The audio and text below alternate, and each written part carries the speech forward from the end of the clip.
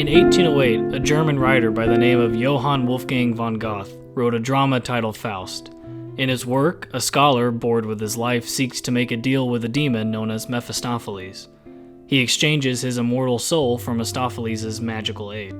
When asked why he would help, Mephistopheles responds by saying, "I am the spirit that negates, and rightly so, for all that comes to be deserves to perish wretchedly. 'Twere better nothing would begin. Thus everything that your terms, sin, destruction, evil represent, that is my proper element." The demon believes that life is so terrible that maybe it should have never existed in the first place. And as many of us know, in our darkest moments, Mephistopheles shows himself to us.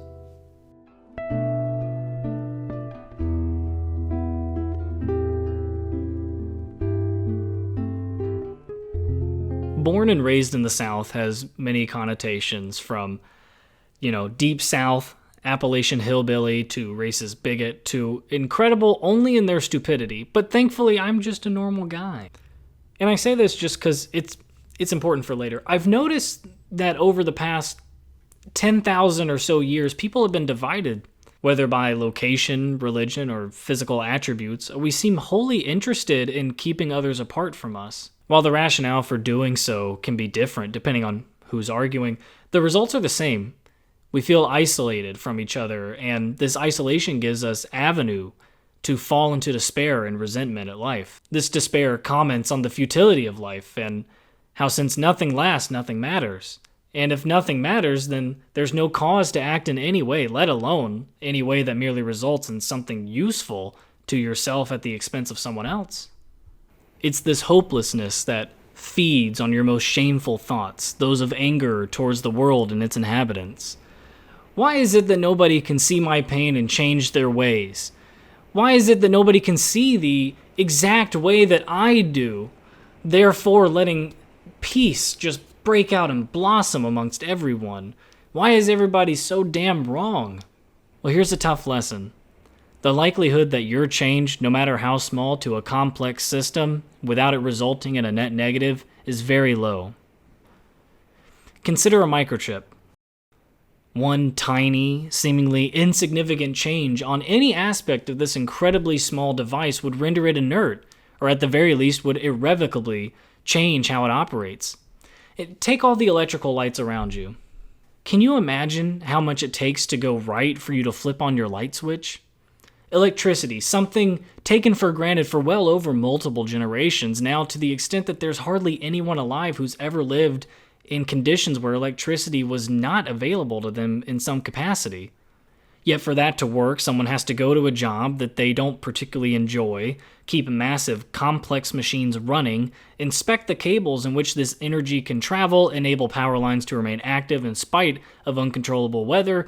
Power must be converted in transformers, shoveled underground through your fuse box and into the many, many outlets installed in your house by a completely separate group of people. All this happens and you take it for granted.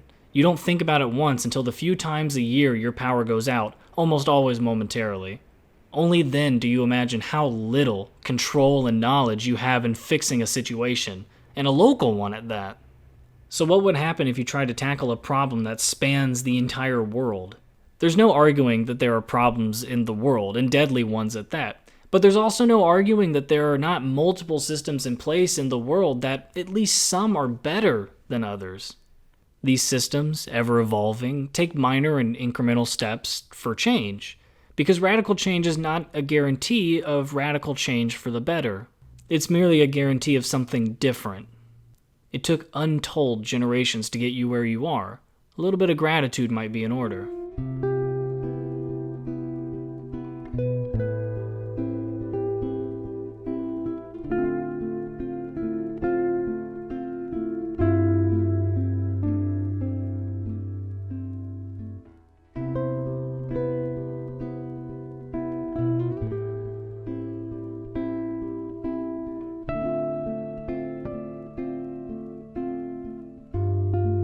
So what do? The world is simply too big and complex to solve on your own, and there's no easy solution to bridging the divides of location, religion, culture, and all the other numerous things that arbitrarily divide us. So why not try the reverse. And no, I don't mean make the world a worse place. I simply mean, why not start with yourself? How can you be better than you were before? And before we answer that, we need to define what a better you is. In the book of Genesis, God creates a covenant with Abram, later named Abraham. In this covenant, God promises that if Abraham is to be blameless and circumcises himself and all his future generations, that Abraham would become the father of all the nations, guaranteeing a continuation of the very people he promised would be circumcised and be blameless before God. Abraham was nearly 100 years old when God told him to sacrifice a part of his current self for the potential of a better future. Abraham learned both here and during the famous story of his near sacrifice with his first son with Sarah, the importance of sacrificing even those you love and cherish the most at the cost for allowing for the ideal future.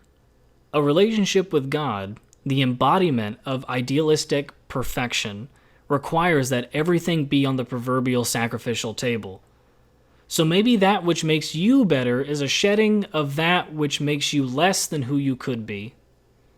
To willfully let go of those lesser qualities you possess is a sign of progress, a sign that you are becoming a better person. Don't allow your anger, or your addictive tendencies, or any other vice to promote emptiness as your primary emotional state. To become a better person, you must attend to that which needs your attention, and maybe you can find that all you can do is simply make your bed every single morning. Sure, it's not too drastic a change in the grand scheme of things, but now that you've made your bed consistently, you start to clean your space, maintaining a clean area from day to day.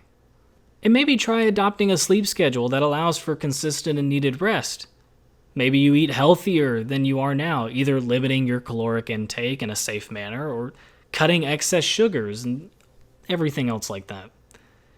Maybe you can manage all that. Maybe these small adjustments are enough to facilitate further change.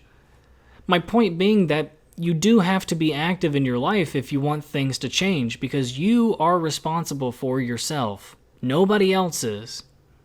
You are responsible. So start acting like it. Superheroes are our modern mythology. And mythology is a natural human method of explaining phenomena, whether physical or social. When we read or watch a superhero do things, we're essentially being told this is how the greatest among you should act, and maybe you can do a fraction of that. My favorite superhero of all time is Spider-Man, with the line most famously attributed to his mythos, "With great power comes great responsibility." Spider-Man's great power is his ability to stick to walls, his spider sense, and the ability to have a near-perfect trilogy made in the early 2000s. But how does this apply to us? What is our great power that gives us so much responsibility? The Garden of Eden was a well-watered place, the imagery of it suggesting that it's essentially a garden within the castle walls. The idea being that God created this beautiful place, with man being appointed as its caretaker. But Adam, the first human being, along with Eve, they both act very childlike. They run around naked, unashamed of it, because they don't know what it means to be naked. To be naked is to reveal your vulnerabilities, perhaps the thing that makes you the most vulnerable, especially to another person. But once they eat of the tree of the knowledge of good and evil, they discover their nakedness and hide it from each other, even God. The fall of man is the debut of consciousness. To realize your own vulnerability is to understand how you hurt and how you can hurt others. It's this awareness of that which is outside of you.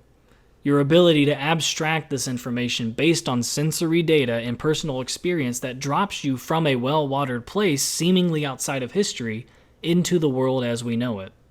The part of the divine that breathed into you, the part that speaks things into existence, that crafts from the uncrafted, that is your power and that is your responsibility. It's easy to fall away from experience, to be disquieted with all that threatens you, because there is a lot that threatens.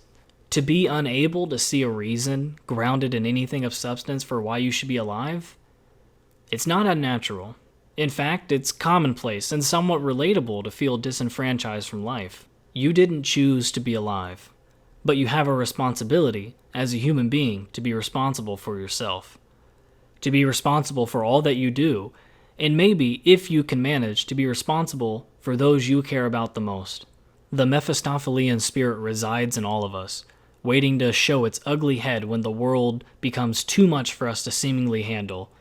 But maybe this dark feeling is merely a reflection of our own inadequacies. Maybe if we acted out that which strengthens our spirit, the spirit of the demon would be reduced to nothing. To be conscious and to be able to act in the world, to be responsible for your actions and for the greater safety and well-being of the ones who mean the most to you, that's why live.